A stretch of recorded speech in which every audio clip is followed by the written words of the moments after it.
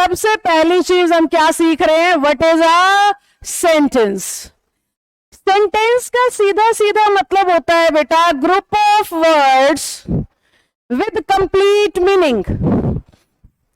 Sentence का सीधा सीधा मतलब होता है group of words with complete meaning, शब्दों का ऐसा ग्रुप जिसमें अर्थ पूरा पूरा समझ में आ रहा है, उसे इंग्लिश सेंटेंस कहती है। जहां पे शब्द इकट्ठे हो जाएं और अपने पूरे मीनिंग को बता पाएं, समझा पाएं, सिखा पाएं, that is known as a sentence. For example, अगर मैं कहती हूं आई एम टीचिंग यू,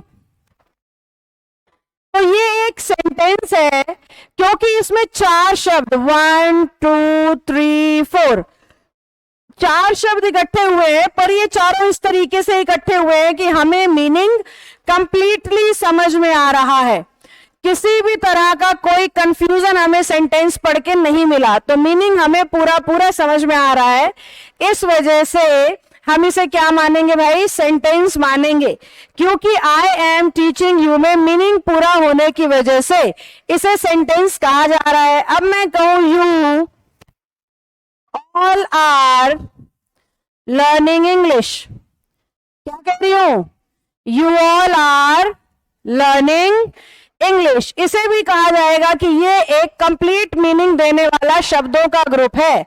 तो बच्चों, जहां पे भी शब्द इस तरीके से इकट्ठे हो कि सेंटेंस पढ़ के पूरा पूरा मीनिंग हमें समझ में आए, जैसे इसमें कितने वर्ड्स हैं? 3 4 5।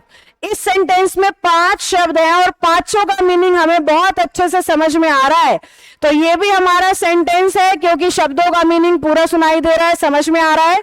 ये भी सेंटेंस है क्योंकि शब्द इकट्ठा होने के बाद हमें पूरा पूरा मीनिंग समझा पा रहे हैं। तो एक बार सभी बच्चे चैट में लिखेंगे, sentence is equal to complete meaning plus words, यानी शब्दों का ग्रुप जो हमें पूरा पूरा मीनिंग समझा पाए, उसे इंग्लिश क्या कह रही है? सेंटेंस कह रही है। अगर मैं कहती हूं, अगली स्लाइड पे लिखूंगी, आप लोग बताइएगा, अगर मैंने कहा ऑन द टेबल या मैंने कहा इन द कार, तो क्या हमें मीनिंग पूरा समझ में आ रहा है? सभी बच्चे यस या नो करके पार्टिसिपेट करेंगे क्लास में, लेकिन ज्यादातर बच्चों ने क्या बोला है? नहीं मैम, मीनिंग पूरा नहीं आ रहा, क्योंकि इसमें 3 शब्द जरूर हैं, 1 2 3, इसमें भी 3 शब्द जरूर हैं, लेकिन हमें सेंटेंस का पूरा मतलब समझ में नहीं आ रहा है। तो इसी को तो फ्रेज कहते हैं। इसी को क्या कहते हैं बच्चों? फ्रेज कहते हैं। सब लिखो फटाफट चैट में, क्या कहेंगे इन्हें? फ्रेज कहेंगे, क्योंकि फ्रेज का मतलब group of words with incomplete meaning. क्या कहेंगे फ्रेज को? Group of words with incomplete meaning, शब्दों का ऐसा ग्रुप जिनका अपना कोई पूरा अर्थ नहीं है, उसे कहा जाता है फ्रेज। और फ्रेजेस तब कंप्लीट होते हैं जब उन्हें सेंटेंस में इस्तेमाल कर दिया जाए। जैसे कि मैं कहूं this book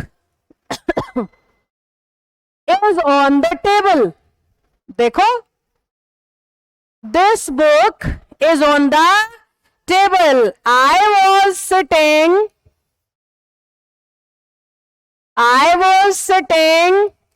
in the car, this book is on the table, और दूसरा मैंने क्या लिखा? I was sitting in the car। तो जब शब्द इकट्ठे हो और मीनिंग पूरा आए, वो सेंटेंस है। जब शब्द इकट्ठे हो पर मीनिंग पूरा ना आए, तो उसे हम फ्रेज कहते हैं। बोर्ड पे ध्यान से देखते रहना बच्चों। ऑन द टेबल को अगर देखेंगे तो ये फ्रेज है, जबकि इस पूरे को देखेंगे तो ये सेंटेंस है। इन द कार की पहचान यहां पे फ्रेज है, और इस कंप्लीट को, यहां से यहां तक कंप्लीट जो होगा उसे कहेंगे सेंटेंस। तो मैं बेसिकली आपको क्या सिखाना चाह रही हूं, फ्रेज जो होता है वो सेंटेंस का ही एक पार्ट होता है और सेंटेंस के बिना वो अधूरा होता है।